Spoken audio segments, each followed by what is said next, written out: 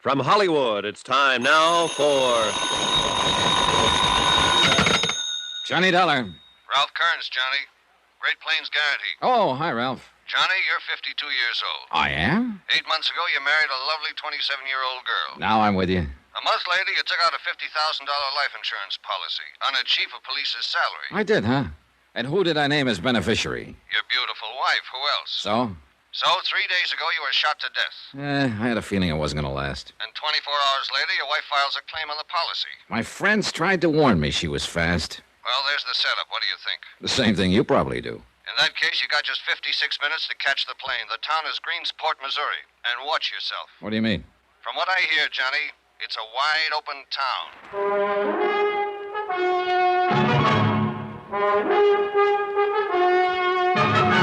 Tonight and every weekday night, Bob Bailey in the transcribed adventures of the man with the action-packed expense account, America's fabulous freelance insurance investigator. Yours truly, Johnny Dollar.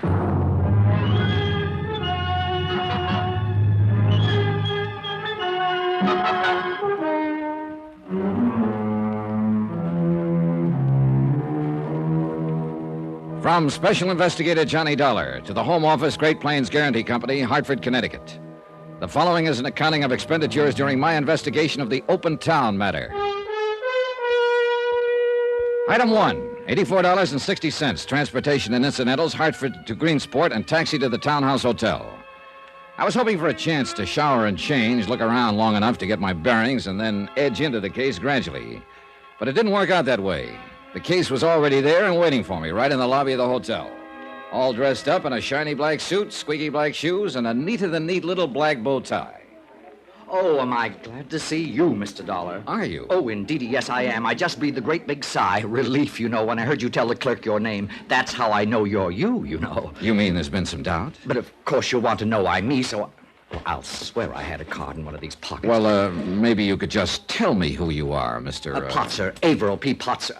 I ought to have a card, though, to make it more official. Oh, never mind. I believe you. I must have given them all away. Don't worry, though. I'll get some more printed and see that you have one before you leave. Well, thanks a lot, Mr. Potzer. And now if you'll wait, excuse... Mr. Dollar. You want to talk to me, of course. Will I? Yes, I'm the agent here for the Great Plains Guarantee Company. I'm the one that sold that policy to the fellow that's dead.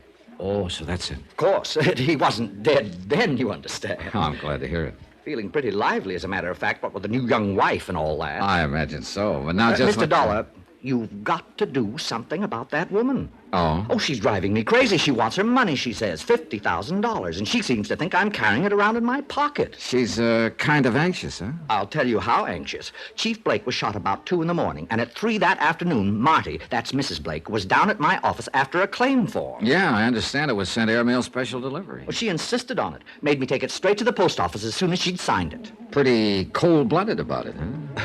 Well, I've heard Marty Blake called a lot of different things in this town at different times, but never cold-blooded. You follow me? I think I'm ahead of you. You'll know what I mean, all right, when you meet her. I can hardly wait. Man, oh man, wow.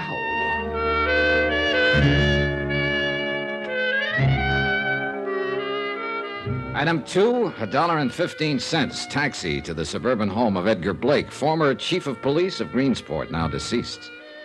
On the strength of Potzer's description of the widow, I added a shave to the shower and change, and I hoped I looked a little fresher than I felt. The house was a rambling 2-story job set back from the street. Well-kept shrubbery, nice lawn, quiet neighborhood, and plenty expensive. I wondered how Blake had been able to afford it. I was halfway up the walk when a man came out the front door. He wavered down the steps, then stopped and waited for me, rocking slightly on his heels. A copper. I can tell him a block away. You're a copper, right? Wrong. Private eye, maybe? No, insurance investigator.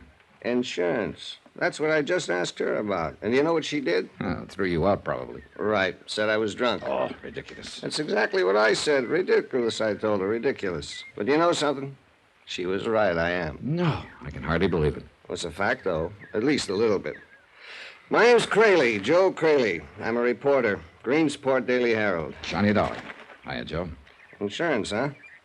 And he did have some, or you wouldn't have had any reason to be here. She was lying. No comment. Who's a beneficiary? Still no comment. It's her, of course. Little smarty Marty, his ever-loving little wife. How much is she going to make on the deal? Sorry, Joe. No comments. All right, let her lay. Okay. Oh, wait a minute. Tell me something, Joe. Suppose I want a little action. Want to get into a poker game while I'm here. Find a crap table, maybe. Any idea where I could go? Sure. Anyone a half a dozen different...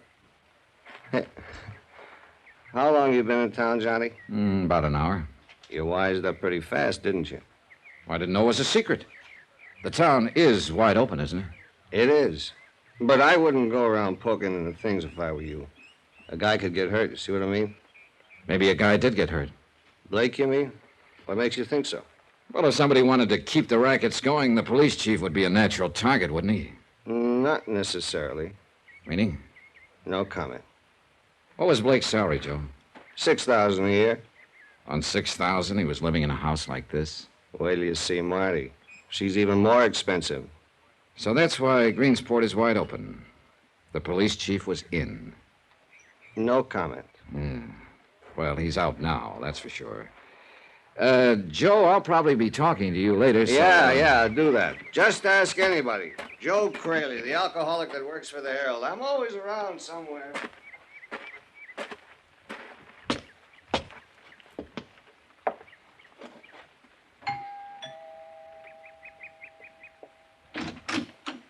Well, how do you do? Mrs. Blake?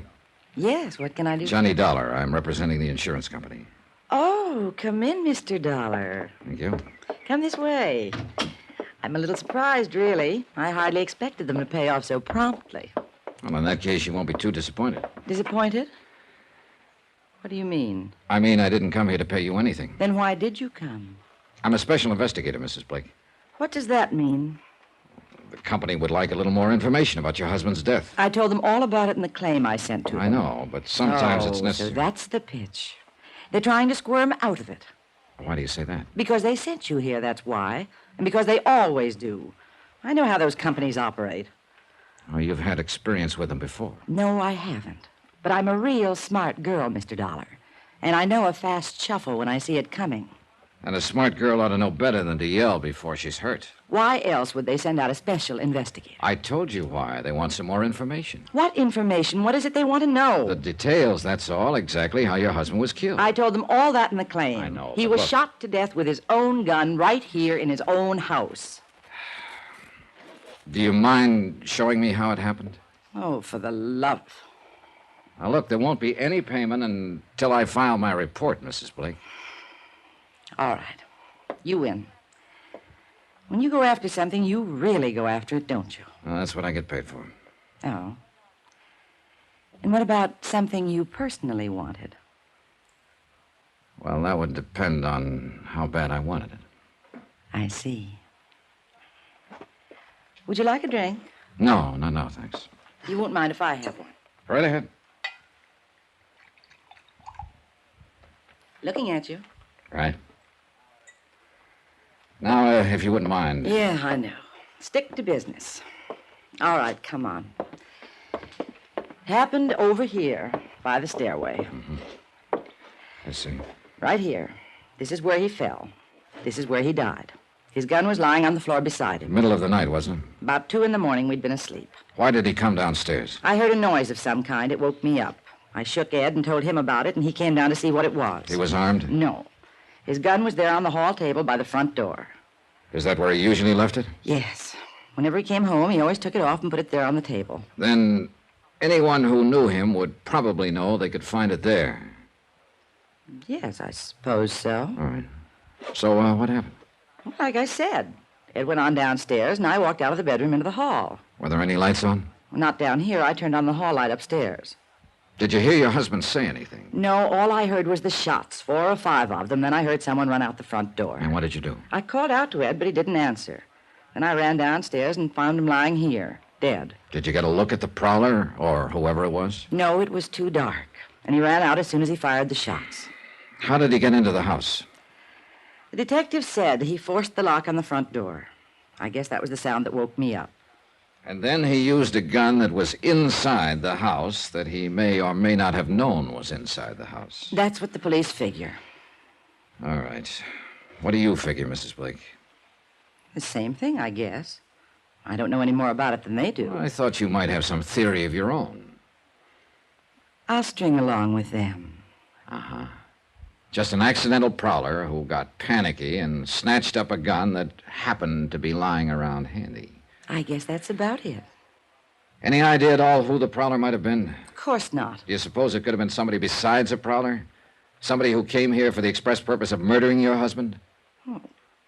Ed had a lot of enemies, of course, because of his job, but What about his friends, Mrs. Blake? what do you mean? Do you suppose one of his friends could have done it? I don't know what you're talking about. I've been admiring your watch. Real nice. Set in diamonds, emerald band. Must be worth around $2,000. Very nice. Well, thank you. And this but- house, the furniture, that car out there in the driveway. On a police chief's salary, Mrs. Blake. I wouldn't know anything about Ed's financial affairs. Who runs the rackets here in Greensport? What rackets, Mr. Dollar? Was your husband in on them? Sure you won't have that drink? All right, Mrs. Blake, play it your way. I thought the insurance company was probably convinced that I was the one who killed him. They're not convinced of anything yet. But they think I did it, don't they? No, but they think 24 hours is pretty fast for a grief-stricken widow to shoot a claim into the office. I am not grief-stricken, Mr. Dollar. So I've noticed. Do I have to be? Is there some clause in the policy? No, you don't have to be. You think I did it, don't you? I think there's a strong chance you did. Then I think you need a little straightening out. I'm listening. Why should I make it easy for you? Go see Dave Sherman. Talk to him. Dave Sherman? The city attorney. See what he says before you get all lathered up. See if he thinks I'm guilty. All right, I will. And then we'll talk. And if you're nice enough to me, maybe I'll even cooperate. You never know. Do you?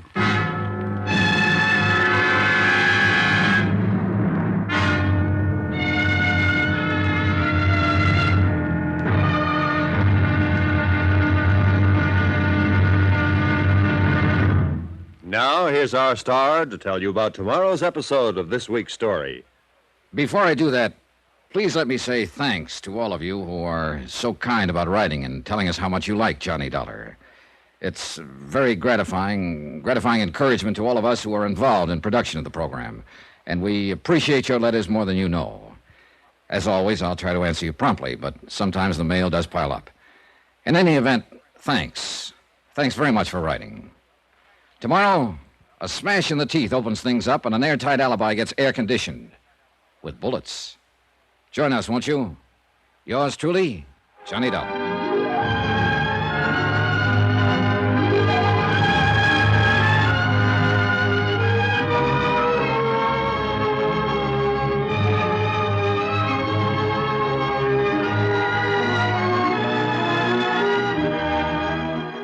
Yours truly, Johnny Dollar, starring Bob Bailey, is transcribed in Hollywood. Written by Les Crutchfield, it is produced and directed by Jack Johnstone. Be sure to join us tomorrow night, same time and station, for the next exciting episode of Yours truly, Johnny Dollar. Roy Rowan speaking.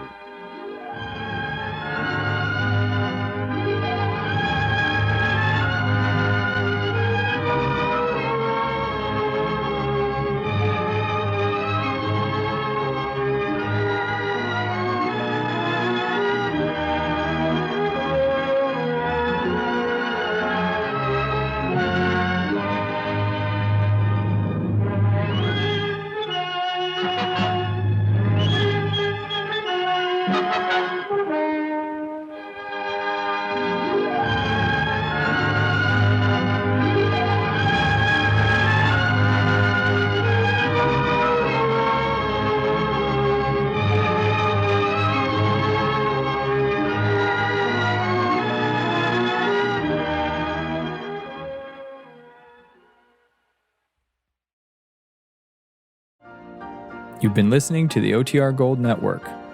Find more classic radio at otrgold.com.